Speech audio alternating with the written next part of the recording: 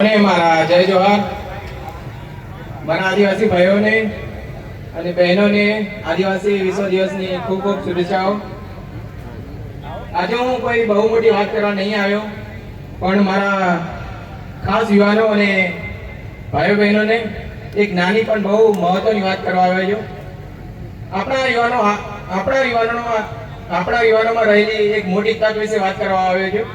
આપણા હાથમાં રહેલી, આપણા ખીચામાં રહેલી અને આપણા કદાચ આપણા ભવિષ્યને પણ એ બદલી શકાય છે, તો એ છે સોશિયલ મીડિયા।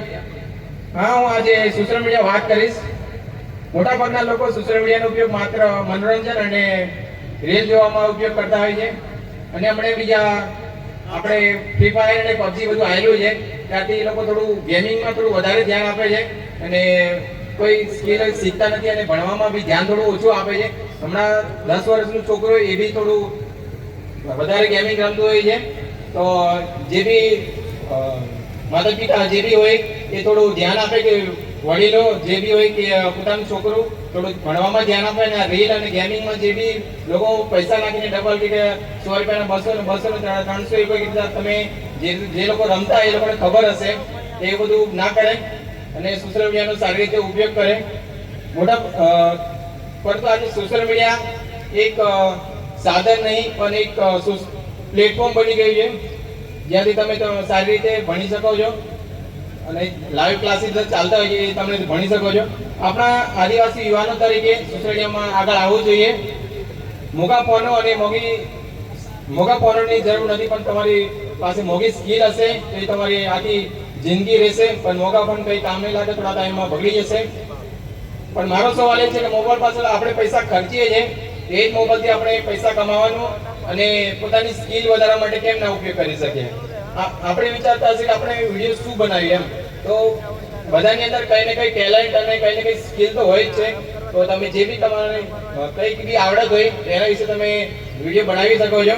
પછી તમને લાગતું હશે કે મારી પાસે સ્કિલ નથી અને કશું છે નથી, તો તમે કોઈ એ બી નહીં કરી શકતા હોય, તો બીજા જે કરતા એ આપણે કરવાનું જરૂર નથી, પણ આપણી અંદર જે સ્કિલ્સ હોય, જે ટેલેન્ટ હોય એના વિશે તમે વિડીયો બનાવી શકો છો। અને એ બી તમારી સ્કિલ તમારી જોડે છે નથી, તો તમારે હમણાં વ્લોગિંગ કરી રહ્યા છો બધા, તો તમે વ્લોગિંગ બી સ્ટાર્ટ કરી દેજો।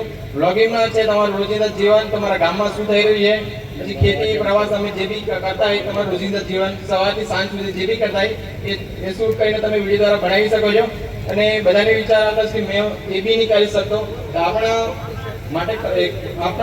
માટે કોન્ટેન્ટ એટલે કે વિડીયો બનાવવા માટેની ખજાન છે, એ છે આપણી આદિવાસી સંસ્કૃતિ, આપણી ભાષા, આપણી પરંપરા અને આપણું જીવન, આપણી સંસ્કૃતિ આપણી દુનિયાને બતાવવાની છે। પણ આજના સમયની એક બીજી મોટી તકની વાત કરું તો એઆઈ અને ચેટ જીપીટી। હવે કોઈ યુવાન એવું કહે કે મને બોલતા નથી આવડતું, તો ચેટ જીપીટી અને એનો તમે ઉપયોગ કરી શકો। આપ જે બી પોસ્ટરો તમે જોઈ રહ્યા છો એ બધા એ દ્વારા બનેલા છે, તો તમે એવી રીતે બી વિડીયો બનાવો અને એ રીતે તમે ટ્રાય કરી શકો છો। પોતાની સ્કિલ્સ અને બધું સારી રજૂઆત તમે કરી શકો છો। પણ આપણે એક યાદ રાખવાનું છે કે સ્કિલ તમે ચેટ જીપીટી તમે જે ઉપયોગ કરો છો એનો ખાલી તમે તમારું કામ સરળ બનાવી શકે છે, પણ તમારી પહેચાન, તમારી વાણી, તમારી જે બી રહેણી કહેણી એ તમને નહીં બતાવી શકે છે। એટલે આપણે એઆઈનો ઉપયોગ ખાલી સાધન તરીકે ઉપયોગ કરવાનો હોય છે।